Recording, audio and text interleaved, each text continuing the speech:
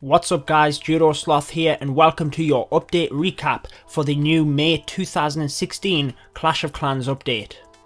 New troops, new spells, new features, it is all packed into this new update, so let's tell you everything you need to know. The sneak peeks were kicked off with the friendly challenge mode. Attacking your friends will now be possible in Clash of Clans. You can use this feature to practice attack strategies, test your base layout, or just have fun. You could even run inter-clan competitions. As a side note, you can see that the clan chat has been overhauled with the friendly challenge button on the top right. There are many user-friendly features built into this, including gemming your troops direct into a castle request even if your army camps are full. Back to the friendly challenge mode, you won't have to worry about wars being affected, as Town Hall 9 and above will have a 24-hour cooldown on any bases newly made or modified. This will stop people endlessly practicing a war base, and in conjunction with this, you will no longer be able to scout an enemy's war layout during preparation day. This means that you could practice attacks after a war on layouts that you maybe struggled against. Town Hall 8 and below will not be affected by the cooldown, which means they could practice war bases. However, getting the 3 stars is a lot more common at this level, and it also means that beginners can freely practice without being affected by the cooldown. The next set of sneak peeks brought us new troop and defense levels, as well as other balance changes.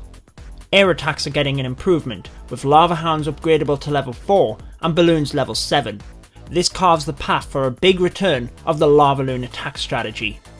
On top of that, ground attacks will be more difficult, as the cannon is being upgraded to level 14 at Town Hall 11, but we can also upgrade spring traps at Town Hall 7 and above. This means we can now eliminate more troops off the map, and a level 2 spring trap can throw 2 Valkyries into oblivion. This will have a big impact on Mass Valkyrie and Go-Vaho attacks. Those of you that enjoy the bowler walk strategy will be happy to know that the recently added bowler will now only take up 6 housing space. Here's a look at the new village edit mode with lots of handy features. You can move your entire base as one across the map, so don't worry if you've built it too close to the edge. You can also scout just like in a war attack, and also view the walls separately of all the buildings. On top of all of these awesome features, new spells were announced. Firstly, we have the skeleton spell, which is a dark spell and can be placed anywhere on the map to spawn a pack of skeletons. The skeleton spell will not trigger clan castles, so my advice would be using the skeleton spell for cleanup, as they don't trigger traps, distracting defences, for example the single inferno as your heroes move through, or even back end defences. Next we have the clone spell, which is a regular elixir spell and takes up 4 slots. This may seem like a lot, but using it to clone 20 and then up to 35 troop capacity at max level can have devastating effect, especially if you clone your troops in the core. As if new spells weren't good enough, 2 new troops were announced for this new Clash of Clans update. Firstly, we have the baby dragon, who becomes enraged, increasing its attack speed and damage when not in the radius of other air attackers. You can see that when they are close together, they don't get the bonus, so you won't want to do mass baby dragon attacks. Once the update becomes live, we will have to do some testing on this troop and figure out the radius in which it gets its bonus.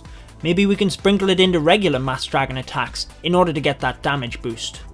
Yes, I know it sounds crazy, but we are getting 2 new troops in this update. The second is another troop from Clash Royale, in that of the Miner, who burrows underground and pops up next to his target. He can easily get past walls and can't be damaged underground. This means he won't be taking damage whilst approaching a defence and can sneak up on them. I think they will be best used on tightly compact bases with lots of compartments. Perhaps we can use it to get to an Eagle artillery, or perhaps the Inferno Tower at Town Hall 10, as we may be able to heal it once it goes underground and is no longer targeted by the Inferno. Please share your thoughts on the update down in the comments below. That is your ultimate update recap in under 5 minutes. I've been your host Judo Sloth. Make sure to subscribe for more Clash of Clans, and until next time, peace out guys.